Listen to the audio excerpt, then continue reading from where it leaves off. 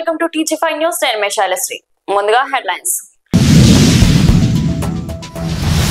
అయోధ్యలో ప్రధాని మోదీ పర్యటన, ధ్వజారోహణ కార్యక్రమంలో పాల్గొననున్న ప్రధాని. మహేశ్వరం నియోజకవర్గంలో తుక్కుగూడలో సబితా ఇంద్రారెడ్డి పర్యటన, మురుగునీటి శుద్ధి కేంద్రానికి శంకుస్థాపన. జీహెచ్ఎంసీ సర్వసభ్య సమావేశంలో కార్పొరేటర్ కొత్త కాపు అర్ణ, నిరసన పేరుకి అధికారులు పరిపాలన పడకేసిందని ఆగ్రహం. ఏఐటీయూసీ ఆధ్వర్యంలో ఈసీఐఏ చౌరస్తాలో నిరసన, నూతన లేబర్ కోడ్లను రద్దు చేయాలని డిమాండ్. హైదరాబాద్ అప్సిగూడలో 10th క్లాస్ విద్యార్థిని ఆత్మహత్య, మార్కులు తక్కువ వచ్చాయని మనస్తాపంతో సూసైడ్ చేసుకున్న శ్రీ వైష్ణవి. రామ జన్మభూమి ఆలయ నిర్మాణం పూర్తి కావడంతో ప్రధాని మోదీ అయోధ్య ఆలయ శిఖరంపై పవిత్ర కాషాయ పతాకాన్ని ఎగురవేశారు. ఈ ధ్వజారోహణ ఉత్సవ కార్యక్రమంలో ఉత్తరప్రదేశ్ ముఖ్యమంత్రి యోగి ఆదిత్యనాథ్ పాల్గొన్నారు. అనంతరం ఆలయం కోసం ప్రత్యేకంగా రూపొందించిన ఈ జెండా 22 అడుగుల పొడవు, 11 అడుగుల వెలుపు ఉంది. గుజరాత్ లోని అహ్మదాబాద్ కు చెందిన ఒక పారాషూట్ నిపుణుడు దీన్ని తయారు చేశారు. సుమారు 2 నుంచి 3 కిలోల బరువుండే ఈ జెండా ఎత్తైన ప్రదేశాల్లో బలమైన గాలులను సైతం తట్టుకునేలా రూపొందించబడింది. శ్రీరాముడి సూర్యవంశ వారసత్వానికి ప్రతీకగా సూర్యుడి చిహ్నంతో పాటు ఓం గోవిందార వృక్షం గుర్తులు ఈ జెండాపై ఉన్నాయి. ధ్వజారోహణ కార్యక్రమం ముందు ప్రధాని మోదీ భగవద్వేద మంత్రోచ్చారణల మధ్య శ్రీరామ్ దర్బార్ గర్భగృహంలో శ్రీరామ్ లల్లాకు ప్రత్యేక పూజలు చేశారు. మహేశ్వరం నియోజకవర్గం తుక్కుగూడ మున్సిపాలిటీ కేంద్రంలో మాజీ మంత్రి ఎమ్మెల్యే సబితా ఇంద్రారెడ్డి పర్యటించారు. మున్సిపాలిటీలో 25 కోట్ల వ్యయంతో నిర్మించనున్న ఎస్టీపీ మురుగునీటి శుద్ధి కేంద్రానికి సబితా ఇంద్రారెడ్డి శంకుస్థాపన చేశారు. ఎమ్మెల్యే మాట్లాడుతూ గత బీఆర్ఎస్ ప్రభుత్వంలో తెలంగాణ తొలి ముఖ్యమంత్రి కేసీఆర్, మున్సిపల్ శాఖ మంత్రి కేటీఆర్ ప్రతిష్టాత్మకంగా హైదరాబాద్ మహానగరంలో మురుగునీటి శుద్ధి, వరదల నివారణ కొరకు ఎస్టీపీ ఎస్ఎన్డిపి మొదలుపెట్టారని అన్నారు. వరద నివారణ, భారీ వర్షాల సమయంలో నగరంలో వరదలు కాకుండా నాలాలను వెడల్పు చేసి నీరు సజావుగా ప్రవహించేలా ఈ కేంద్రాలు ఉపయోగపడతాయని సవిత తెలిపారు. ఈ కార్యక్రమంలో తుక్కుగూడ మున్సిపల్ కమిషనర్ వాణి, బీఆర్ఎస్ పార్టీ నాయకులు, కార్యకర్తలు పాల్గొన్నారు. సిటీ పెరుగుతున్న సందర్భంలో, బాగా జనాభా పెరుగుతున్న సందర్భంలో ఏదైతే డ్రైనేజ్ ఉంటుందో డ్రైనేజ్ సిస్టమ్ అంతా కూడా చెరువులలో కలిపేస్తూ ఉన్నారు, మూసిలా కలిపేస్తూ ఉన్నారు. కాబట్టి మూసిని ముందు ట్రీట్మెంట్ చేయాలంటే మూసిలో ఉన్న మురికి నీళ్ళని ముందు ట్రీట్మెంట్ చేయాలి అని ఆలోచనతో గతంలో ఎస్టీపీలు కట్టాలనే పెద్ద ఉద్దేశంతో ముందు మూసి ప్రక్షాళన చేయాలంటే మూసిలో వెళ్తున్న మురుగునీరు ప్రక్షాళన చేయాలి. ప్రక్షాళన చేయాలంటే ఎస్టీపీలు కట్టాలనేది గతంలో గౌరవ మంత్రి గారు కేటీఆర్ గారు ఉన్నప్పుడు, గౌరవ ముఖ్యమంత్రి గారు కేసీఆర్ గారు ఉన్నప్పుడు నిర్ణయం తీసుకొని సిటీలో ఉన్న మూసి చుట్టుపక్కల ఉన్న ఏరియా అంతా కూడా దాదాపు 31 ఎస్టీపీలు, దాదాపు 3,200 కోట్ల పైచిలకు అమౌంట్తో మొదలుపెట్టున్నారు. వాటిని పూర్తి చేసిన సందర్భం కూడా చూస్తాను. ఇప్పటికే ప్రజలు చాలా మందికి కొన్ని గత ప్రభుత్వంలోనే ఉన్నప్పుడే ఇనాగ్రేషన్ కూడా చేసినాం, కొన్ని ఈ మధ్య గౌరవ ముఖ్యమంత్రి రేవంత్ రెడ్డి గారు కూడా చేస్తున్న సందర్భం. అదే సందర్భంలో మేమందరం కూడా మాట్లాడుతూ ఒక క్యాబినెట్లో మూసి చుట్టుపక్కల ఉన్న వాళ్ళకి ఉన్న వాటర్ని ట్రీట్మెంట్ చేస్తా ఉన్నాం, మురుగునీటిని. కానీ తర్వాత మున్సిపాలిటీలలో, కార్పొరేషన్లలో ఏవైతే రంగారెడ్డిలో, మల్కాజ్గిరిలో, మేడ్చల్ మల్కాజ్గిరిలో ఉన్నాయో, సంగారెడ్డిలో కావచ్చు, చుట్టుపక్కల జనాభా పెరుగుతుంది, కాలనీస్ వస్తూ ఉన్నాయి, కార్పొరేషన్స్, మున్సిపాలిటీస్ బాగా పెరుగుతున్న సందర్భంలో మరి అక్కడ కూడా అన్ని తీసుకెళ్లి డ్రైనేజ్లో కలుపుతా ఉన్నాం, కూపాలుగా అవుతా ఉన్నాయి. వాటికి కూడా ఒక సొల్యూషన్ తీసుకోవాలని మేము కోరినప్పుడు అక్కడ కూడా ప్రతి దగ్గర అవకాశం ఉన్న దగ్గర అంతా కూడా ఎస్టీపీ కట్టాలి అనేది 2022లో ప్రపోజల్ డిపిఆర్ అంతా కూడా కండక్ట్ చేసి ఒక ప్రపోజల్ పంపించడం జరిగింది. దాదాపుగా 39 ఎస్టీపీలకి ఆ రోజే ప్రపోజల్ పెడితే అది ఈ మధ్య లాస్ట్ ఇయర్ ఒక 1 year బ్యాక్ శాంక్షన్ రావడం జరిగింది. వాటిని టెండర్ ప్రాసెస్ చేసి మొత్తం గ్రౌండ్ చేయాలనే ఆలోచనతో మెట్రో వాటర్ వర్క్స్ అధికారులందరూ కూడా చాలా 1 year నుండి ల్యాండ్ చూస్తూ వాళ్ళు చాలా తీవ్రంగా గ్రౌండ్ లెవెల్లో ప్రయత్నం చేసి వాళ్ళకి అవకాశం దగ్గర మొదలుపెట్టే ప్రయత్నం చేస్తూ ఉన్నారు. ఈ మంత్ ఎండింగ్ లోపల మొదలు పెట్టకపోతే వెనక్కిపోతే అనే ఆందోళన మా అధికారులది. కాబట్టి దాన్ని ఈరోజు మొదలు పెడుతూ ఉన్నాం. తుక్కుగూడకు సంబంధించి 10 MLD అనుకుంటాను, 12 MLDకి సంబంధించి 25 కోట్లకు సంబంధించి ఇక్కడ ఎస్టీపీ కడతా ఉన్నారు. అట్లాగే జల్పల్లిలో ఉందానగర్, మన ఉందాసాగర్ మన చెరువు ఉంది కదా, పెద్ద చెరువు, అక్కడ కూడా ఒకటి కడతా ఉన్నాము. అక్కడ కూడా 23 MLDలు కడుతున్నట్టున్నారు. అట్లాగే మీర్పేటలో ఒకటి, సందచర దగ్గర మొత్తము 60 MLD మురుగునీటిని శుద్ధి చేయాలి. అది మహేష్ నియోజకవర్గంలో అనేది గతంలో పెట్టిన ప్రపోజల్ ప్రకారం 4 శాంక్షన్ వచ్చినాయి, 4 కలిపి 151 కోట్ల రూపాయలు. 60 MLD మురుగునీటిని శుద్ధి చేసి మళ్ళీ చెరువులలో వదలడానికి. సో వీటిని తొందరగా పూర్తి చేసి ప్రజలకు అందించాలి. ఎందుకంటే మనం మహేష్కి వెళ్ళి చాలాసార్లు అక్కడ విల్లాస్ వాళ్ళందరూ చెప్తా ఉంటారు అక్కడ స్మెల్ వస్తూ ఉంది, ఇబ్బంది అవుతుందని. మన రావిరాల పెద్ద చెరువులు ఇప్పుడిప్పుడే మంచిగా ఉన్న చెరువుని మురికి నీళ్ళు పోతూ ఉంది. సో ఇవన్నీ కూడా మళ్ళీ భవిష్యత్తులో మురికి కూపాలుగా తయారు కాకుండా ఉండాలంటే ఇవి గ్రౌండ్ చేయాలని ఆలోచనతో తీసుకున్న సందర్భంలో అధికారులు కూడా వీటిని చాలా యుద్ధ ప్రాతిపదికన పూర్తి చేయాలనే ప్రయత్నం మెట్రో వాటర్ వర్క్స్ చేస్తూ ఉన్నారు. సో దానికి లోకల్లో స్థానికంగా ఉన్న నాయకులందరూ సహకరించాలని కోరుతా ఉన్నారు. ఎందుకంటే వాళ్ళకి ఏమైనా చిన్న చిన్న ఇబ్బందులు వచ్చినా ఇది మన కోసం చేస్తున్న ప్రాజెక్ట్స్ ఇవి కాబట్టి వెనుక ఉండి వాటిని పూర్తి చేయించుకునే బాధ్యత మనది కూడా ఉంటుంది. స్థానిక మున్సిపల్ కమిషనర్తో పాటు అధికారులు కూడా వాళ్ళకి సహకరించి వీళ్ళని తొందరలో పూర్తి చేయడానికి మనమందరం సహకరిద్దాం, పూర్తి చేయించుకుందాం. ఈ ప్రాంతం చెరువులు ఉన్న కాడికి చెరువులు కానీ కుంటలు కానీ ఇరిగేషన్ డిపార్ట్మెంట్ వాళ్ళు కూడా రిక్వెస్ట్ చేస్తూ ఉన్నాను నేను. ఎందుకంటే చెరువులు కుంటలకు సంబంధించి FTL ఏదైతే మీరు ఫిక్స్ చేస్తూ ఉన్నారో దయచేసి FTL ఫిక్స్ చేసి స్టోన్స్ పెట్టండి. మీరు కలెక్టర్ గారి దృష్టికి తీసుకెళ్ళి మీకు ఫండ్స్ లేకపోతే కానీ FTL ఫిక్స్ చేసి మీరు స్టోన్స్ పెట్టకపోతే ఇష్టానుసారంగా విల్లాలు కట్టేస్తారు, లేకపోతే లేఅవుట్స్ చేసేస్తుంటారు, అమ్మేస్తారు. తర్వాత వచ్చి మనం FTL అన్నాం అనుకో ఉన్నవాడికి నష్టం జరుగుతుంది. అట్లా నష్టం కాకుండా ఉండాలంటే భవిష్యత్ తరాలకు ఉన్న ఈ చిన్న చెరువులు కుంటలన్నా కాపాడి ఇవ్వాలంటే ఇరిగేషన్ డిపార్ట్మెంట్ వాళ్ళు ఇమీడియట్గా FTL కూడా ఫిక్స్ చేసి దయచేసి స్టోన్స్ ఫిక్స్ చేయమని వాళ్ళని కూడా కోరుతా ఉన్నారు. మరొకసారి ఈ కార్యక్రమానికి వచ్చిన మా ప్రజాప్రతినిధులకి మా మీడియా సోదరులందరూ కూడా నమస్కారం. హయత్ నగర్ డివిజన్ లోని నూతన బస్ సర్వీస్ ను సంబంధిత అధికారులతో కలిసి కార్పొరేటర్ కల్లం నవజీవన్ రెడ్డి ప్రారంభించారు. దీంతో Suryanagar via double bedroom Kotluru road మీదుగా హయత్ నగర్ నుండి JBS వరకు నూతన బస్ సర్వీస్ అందుబాటులోకి వచ్చాయి. ఈ సందర్భంగా కార్పొరేటర్ కల్లం నవజీవన్ రెడ్డి మాట్లాడుతూ ఈ కొత్త బస్ సర్వీస్ సూర్యనగర్ పరిసరాల్లోని దాదాపు 8 నుంచి 10 కాలనీల ప్రజలకు ఎంతో ఉపయోగకరంగా ఉండబోతుందన్నారు. ప్రమాణ సౌకర్యాలు మెరుగుపడడంతో ఉద్యోగులు, విద్యార్థులు, వృద్ధులకు ప్రత్యేకంగా ఇది చాలా ఉపయుక్తం అవుతుందని పేర్కొన్నారు. అలాగే భవిష్యత్తులో ప్రజల అవసరాలను దృష్టిలో ఉంచుకొని మరిన్ని బస్సులు, మరిన్ని మార్గాలను తీసుకురావడానికి కృషి చేస్తామని తెలిపారు. ఈ కార్యక్రమంలో బీజేపీ జిల్లా కార్యవర్గ సభ్యులు Bandari Bhaskar, Hayat Nagar bus depot manager Vijay, RTC సిబ్బంది, కాలనీ వాసులు పాల్గొన్నారు. సూర్యనగర్ నుంచి మనకు సికింద్రాబాద్ కి కొత్త బస్సు ప్రారంభించబడినది. మనకు దాదాపు ఇక్కడ మనకు కొత్త ఎక్స్పాన్షన్ కాలనీస్ అవుతున్నాయి.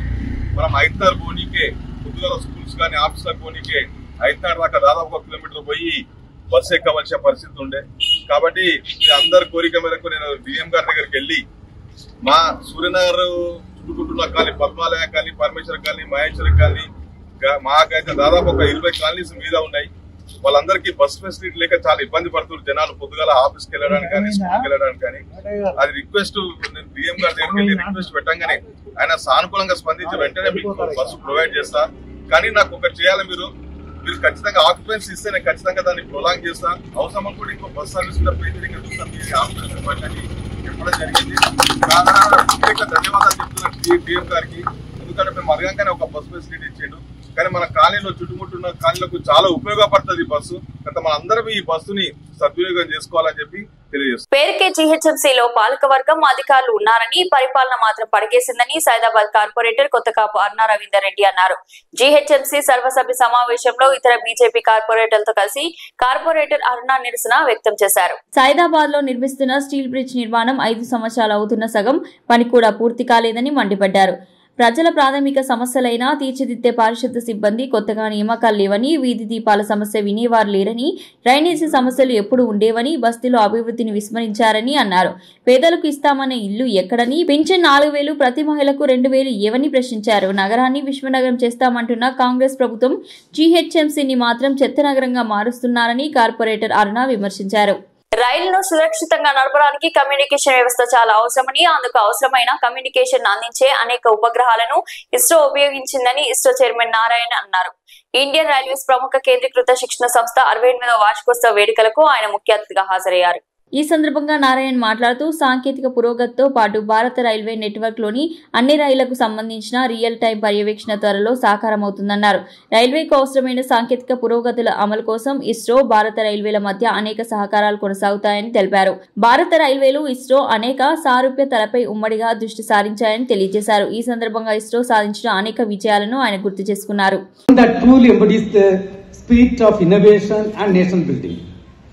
ISRO and railways share common vision to leverage indigenous technology for improving the daily lives of millions of Indians.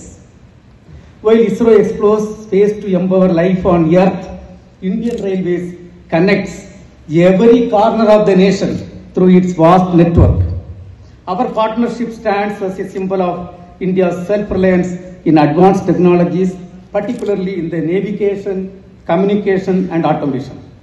When I looked at your institute, it was started on 24th November 1957. So it is a 58-year-old organization. Sorry, 58-year organization. And if you look at the first man-made satellite, Sputnik, which was just 51 days before that it was launched.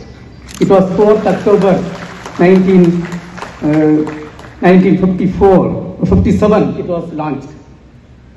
And at that point of time, India was not having any space program, but then today we have come a long way and lot of things are done. కేంద్రంలోని మోడీ ప్రభుత్వం తీసుకొచ్చిన labour కోడ్లతో కార్మికుల హక్కులకే కాకుండా దేశ ఆర్థిక వ్యవస్థకు దెబ్బనని CPI రాష్ట్ర కార్యదర్శి వర్గ సభ్యులు విఎస్ బోస్ అన్నారు. ఏఐటియుసి ఉప్పల్ నియోజకవర్గ సమితి ఆధ్వర్యంలో కోరుతూ ఈసీఐఎల్ అంబేద్కర్ కూడలి వద్ద లేబర్ కోడ్లను రద్దు చేయాలని, రేపు హైదరాబాద్ లోని ఇందిరా పార్క్ లో తలపెట్టిన ధర్నా కార్యక్రమాన్ని విజయవంతం చేయాలని నిరసన కార్యక్రమం చేశారు. ఈ సందర్భంగా సిపిఐ రాష్ట్ర కార్యదర్శి వర్గ సభ్యులు విఎస్ బోస్ మాట్లాడుతూ కేంద్రంలోని మోడీ ప్రభుత్వం తీసుకొచ్చిన లేబర్ కోడ్లతో కార్మికుల హక్కులకే కాకుండా దేశ ఆర్థిక వ్యవస్థకు దెబ్బతినని ఆందోళన వ్యక్తం చేశారు. యాజమాన్యాలకు కార్మికులు గులాంగిరి చేసేలా ఈ చట్టాలను తీసుకొచ్చిందని విమర్శించారు. కార్పొరేట్ల ప్రయోజనాల కోసమే లేబర్ కోడ్లను అమలు చేస్తుందన్నారు. అందువల్ల కార్మికులు జీత కార్మికుల హక్కులకే కాదు ఆర్థిక వ్యవస్థకు దెబ్బే అన్నారు. దశాబ్ద కాలంగా కార్మికులు ప్రాణత్యాగాలు చేసి 29 కార్మిక చట్టాలను సాధించుకున్నారని గుర్తు చేశారు. ఏ చట్టం కూడా పోరాటం చేయకుండా రాలేదని తెలిపారు. కేంద్ర ప్రభుత్వం కార్మిక కర్షక చట్టాలను కార్మిక హక్కులకు వ్యతిరేకంగా తీసుకురావడం జరిగింది. ఈ చట్టాలను రద్దు చేయాలని, అట్లాగే పాత చట్టాలు ఏవైతున్నాయో వాటిని పునరుద్ధరించాలని, కార్మిక హక్కులు కాపాడాలనే ఉద్దేశంతో భారతదేశ వ్యాప్తంగా అన్ని కార్మిక సంఘాలు, రైతు సంఘాలు కలిసి రేపు 26వ తారీఖున భారతదేశ వ్యాప్తంగా ఆందోళన చేస్తూ కేంద్ర ప్రభుత్వానికి నిరసన తెలియజేస్తున్నారు. రేపటి రోజు ఏంటనేది అందరికీ తెలిసిందే. భారతదేశంలో రేపటి రోజున 26వ తారీఖు నవంబర్ 26వ తారీఖున భారతదేశంలో రాజ్యాంగం అమలులోకి వచ్చింది. రాజ్యాంగం ఏమైతే కార్మికులకు హక్కులు కలుగజేసిందో హక్కులన్నీ కాలరాస్తూ రాజ్యానికి సంబంధం లేకుండా హక్కులు రద్దు చేసి కార్పొరేట్ సెక్టర్కి అనుకూలమైనటువంటి చట్టాలు తీసుకురావడానికి మేము పూర్తిగా వ్యతిరేకం చేస్తున్నాం. ఇప్పుడు ఉన్నటువంటి పరిస్థితులు ఐడి యాక్ట్ కానీ, ఫ్యాక్టరీస్ యాక్ట్ కానీ, పేమెంట్ వేజెస్ యాక్ట్ కానీ, మినిమం వేజెస్ కానీ, పిఎఫ్ కానీ, ఈఎస్ఐ కానీ ఏది అమలు కాని పరిస్థితిలో ఉన్నది. ఇప్పుడు అమలు కాకపోతే మేము లేబర్ డిపార్ట్మెంట్కి వెళ్ళి కంప్లైంట్ ఇస్తే వాళ్ళు వచ్చి అమలు చేసే పరిస్థితి ఈ రోజు ఉన్నటువంటి చట్టాలు ఉన్నాయి. అట్లాగే కంపెనీలో ఫ్యాక్టరీ యాక్ట్ ప్రకారం సౌకర్యాలు లేకపోతే ఫ్యాక్టరీ ఇన్స్పెక్టర్ కంప్లైంట్ చేసే అవకాశం ఉన్నది. రాబోయే బార్ కౌన్సిల్ ఎన్నికలలో భారీ మెజార్టీతో గెలిపిస్తే అందరికీ అందుబాటులో ఉండి ప్రతి ఒక్కరికి న్యాయం జరిగేలా నేను కృషి చేస్తానని బార్ కౌన్సిల్ మెంబర్ బరిలో ఉన్న పొన్నం అశోక్ గౌడ్ అన్నారు. మేడ్చల్లోని కోర్టు ఆవరణలో ఓటు వేయడానికి, ఆయనను ఎన్నుకోవడానికి అనేక మంది న్యాయవాదులను కలిశారు. ఈ రోజు మేము ఏదైతే న్యాయవాద వృత్తిలో ఉన్నప్పటికీ కూడా న్యాయవాద వృత్తిలో కూడా ఒక నాయకత్వం ఉంటుంది. న్యాయవాదులకు ఒక నాయకత్వం అవసరం. అది పటిష్టమైన నాయకత్వం ఉన్నప్పుడు న్యాయవాదులకు ఏదైతే ప్రొటెక్షన్ అవసరం, వెల్ఫేర్ అవసరం, ఇలాంటివన్నీ కూడా ముందుండి వారిని, ఎందుకంటే మా మిత్రులు చాలా మంది అధ్యక్షులు ఉన్నారు, చాలా మంది అడ్వకేట్ ఇక్కడ వాళ్ళందరికీ తెలుసు. మా గతంలో నేను కూడా 45 years నుంచి అడ్వకేట్గా ప్రాక్టీస్ చేస్తున్నాను కాబట్టి వాళ్ళకి ఏది అవసరమో నాకు తెలుసు. మనం డెఫినెట్గా ముందు వాళ్ళ హక్కుల కోసం పోరాడి కల్పించడానికి ఇది మా పార్టీలో ఒక లైఫ్లో ఒక పాత్ర మాత్రమే. ఎన్నికలే జీవితం కాదు. నేను ఫస్ట్ టైం హైకోర్టులో 2011లో ప్రెసిడెంట్గా, 21లో కూడా అయినా, ఇప్పుడైనా కానీ ఎప్పుడైనా కానీ న్యాయవాదులు అందరికీ తెలుసు మా గురించి. ఈ రోజు ఒక రోజు కోసం ఎలక్షన్ ఉన్నంత మాత్రమే కాదు, పరిచయాలు అన్ని ఎందుకు అంటే ఇప్పుడు ఇక్కడ ఉన్నాను నేను చాలా మంది అడ్వకేట్లు అందరూ ఓట్లు వేస్తున్నాయని కాదు, ఎందుకంటే ఇంట్రడక్షన్ అవుతుంది, ఒక పరిచయం వచ్చాం. ఎందుకంటే ఇక్కడ కూడా లోకల్ కూడా క్యాండిడేట్లు ఉన్నప్పుడు మనం రావడంలో ఉద్దేశం ఏంటంటే మేము కూడా కలవాలి. ఎందుకు కలవచ్చు? అడ్వకేట్ ఒక అవకాశంగా తీసుకొని మా సర్కిల్ పెంచుకోవడానికి కావచ్చు, మా అందరికి పరిచయాలు చేసుకోవడానికి కానీ ఉపయోగపడుతుంది. ఇలాంటి ఇప్పుడు ఇంతకుముందు కాలేజీలో యూనివర్సిటీలో కూడా ఎలక్షన్లు పెట్టారు, ఒక నాయకత్వ లక్ష్యాలు పెంపొందించడానికి. ఇక్కడ ఏంటంటే మా హక్కులను మేము కాపాడుకోవడానికి కూడా ఈ బార్ కౌన్సిల్ ద్వారా, ఎందుకంటే చట్టబద్ధంగా ఏర్పడిన సంస్థ కాబట్టి దానికి కృషి చేస్తాను తప్ప ఏదో ఈ రోజు వచ్చి రేపు మర్చిపోయే రకం కాదు. అట్లా అయితే మా అడ్వకేట్లు చాలా క్లేవర్స్, అడ్వకేట్లు అంతా పుట్టిన చూసి గుర్తుపట్టిస్తారు మనిషిని. ఎంతమంది ఇప్పుడు మా రోడ్డు చాలా మంది పోటీ చేస్తారు, ఎంతమందికి ఎన్ని ఓట్లు వస్తాయని కూడా వాళ్ళకి ముందే తెలిసి ఉంటుంది. అలా కాకుండా నేను ఇప్పటికీ మా ఇర్రెస్పెక్ట్ ఆఫ్ ది ఓటింగ్ అంటే మా మెడికల్ కోర్టులో ఎన్ని ఓట్లు వచ్చినాయా అన్ని వచ్చినాయా సంబంధం లేదు. ఎక్కడ ఎన్ని కోర్టులో కూడా కాకున్నప్పటికీ కూడా మనకు వాళ్ళ సమస్యల పట్ల ఇప్పుడు ఇక్కడ భారతదేశం కూడా చిన్నగా ఉంది, కోర్టులు కూడా చిన్నగా ఉన్నాయి. ఒక పెద్ద కోర్టు అవసరం ఉంది ఇక్కడ, అటు ల్యాండ్ కూడా అలానే చెప్పారు. అటువంటి దాంట్లో కూడా మేము ముందు వాళ్ళ యొక్క కొత్త బార్ అసోసియేషన్ కానీ లేకపోతే అడ్వకేట్ కోర్ట్స్ కానీ నిర్మించడానికి అందులో భాగంగా కూడా మేము చేస్తాం. వందే మాతరం జాతీయ గీతం 150 సంవత్సరాలు పూర్తి చేసుకున్న సందర్భంగా ముషిరాబాద్ నియోజకవర్గంలోని కావడిగూడ ప్రభుత్వ పాఠశాలలో ప్రత్యేక కార్యక్రమం నిర్వహించారు. ఈ కార్యక్రమంలో బీజేపీ రాజ్యసభ సభ్యుడు డాక్టర్ లక్ష్మణ్, స్థానిక బీజేపీ కార్పొరేటర్ రచనశ్రీ విద్యార్థులతో కలిసి జాతీయ గీతాన్ని ఆలపించారు. ఈ సందర్భంగా లక్ష్మణ్ మాట్లాడుతూ దేశ ప్రధానమంత్రి నరేంద్ర మోదీ పిలుపు మేరకు దేశవ్యాప్తంగా అన్ని పాఠశాలలో వందే మాతరం జాతీయ గీతాన్ని విద్యార్థులు ఆలపించేలా ఈ కార్యక్రమాలు చేపడుతున్నామని తెలిపారు. జాతీయ గీతం ప్రత్యేకత, దాని చారిత్రక ప్రాధాన్యం గురించి విద్యార్థులకు తెలియజేయడం కార్యక్రమం ఉద్దేశమని పేర్కొన్నారు.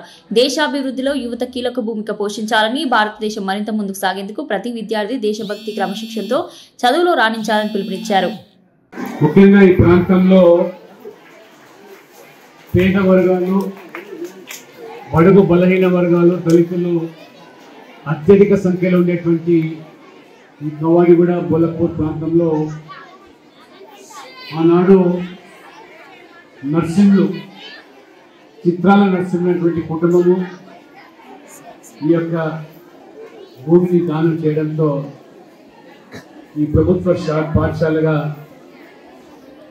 పేద వర్గాల పిల్లలకు నాణ్యమైన విద్య అందించాలనే ఒక సంకల్పంతో ఈ పాఠశాల ప్రారంభిస్తే కాలక్రమేణా అనేక పుట్టగొడుగుల ప్రైవేటు, కార్పొరేటు విద్యా సంస్థలు రావడంతో నిర్లక్ష్యానికి గురి కావడము, కనీస విద్యను నోచుకునే పరిస్థితి లేకుండా ఇది ఒక చెత్తకుండి ప్రాంగణంగా మార్చేశారు.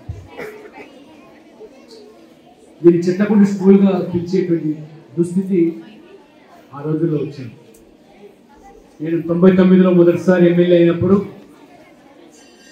స్వర్గీయ నరసింహరావు గారు, ఈనాడు విలేకరి, ఈ బస్తీ పెద్దలందరూ కలిసి పేద పిల్లలకు చదువుకునేదానికి ఆర్థిక స్తోమత లేకుండా ప్రైవేట్ పాఠశాలలో చేర్పించలేకపోతున్నారు. కాబట్టి దీని అభివృద్ధికి దోహదపడాలన్నప్పుడు ఆ రోజు పూనుకొని ప్రహరీ గోడ నిర్మాణం నుంచి మొదలుకుంటే చక్కటి ఈ భవన నిర్మాణం కోసం, ప్రైమరీ ఉన్నత పాఠశాల కోసం మొదటి అంతస్తు, రెండవ అంతస్తుతో పాటు ఇక్కడ రక్షితమైన మంచినీటి ఏర్పాటు కోసం బోర్వెల్, ట్యాంకులను ఏర్పాటు చేసి నీటి సదుపాయంతో పాటు ప్రధానమంత్రి నరేంద్ర మోడీ గారు స్వచ్ఛ భారత్ పేరు మీద ప్రభుత్వ పాఠశాలలో విధిగా కార్పొరేట్ సోషల్ రెస్పాన్సిబిలిటీ కింద టాయిలెట్లు, బాత్రూమ్లు, మరుగుదొడ్లు నిర్మించాలన్నప్పుడు వాటిని కూడా ఇక్కడ నిర్మించారు. ఆ రకంగా చక్కటి మరి ఫర్నిచర్లు, కంప్యూటర్ సెట్స్ అన్నీ కూడా నెలకొల్పి ఈరోజు ఎంతమంది వస్తారు,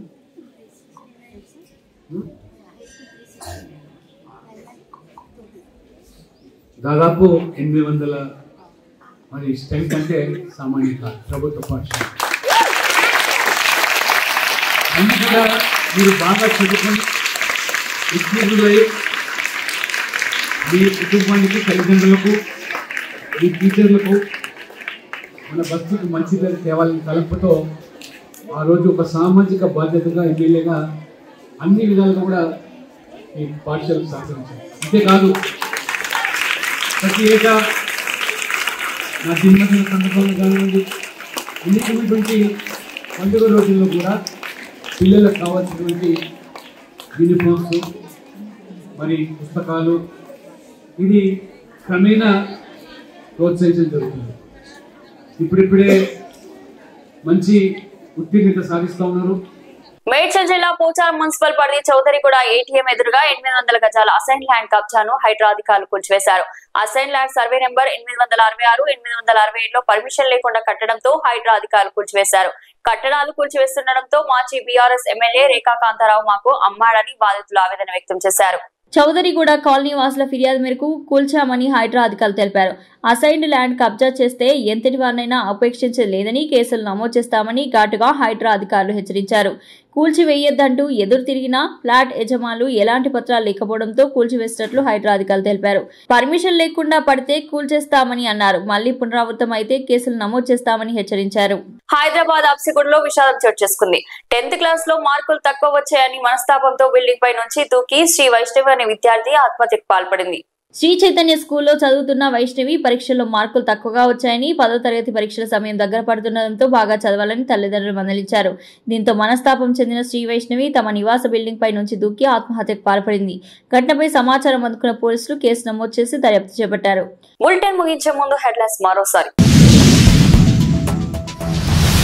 అయోధ్యలో ప్రధాని మోదీ పర్యటన, ధ్వజారోహణ కార్యక్రమంలో పాల్గొననున్న ప్రధాని. మహేశ్వరం నియోజకవర్గంలో తుక్కుగూడలో సబితా ఇంద్రారెడ్డి పర్యటన, మురుగునీటి శుద్ధి కేంద్రానికి శంకుస్థాపన. జీహెచ్ఎంసీ సర్వసభ్య సమావేశంలో కార్పొరేటర్ కొత్తకాపు అర్ణ నిరసన పేరుకే అధికారులు పరిపాలన పడకేసిందని ఆగ్రహం. ఏఐటీయూసీ ఆధ్వర్యంలో ఈసీఐఏ చౌరస్తాలో నిరసన, నూతన లేబర్ కోడ్లను రద్దు చేయాలని డిమాండ్. హైదరాబాద్ అప్సిగూడలో 10th క్లాస్ విద్యార్థిని ఆత్మహత్య. ఇది ఈ రోజు బులెటిన్. మరో బులెటిన్ లో మళ్ళీ కలుద్దాము. అంతవరకు సెలవు.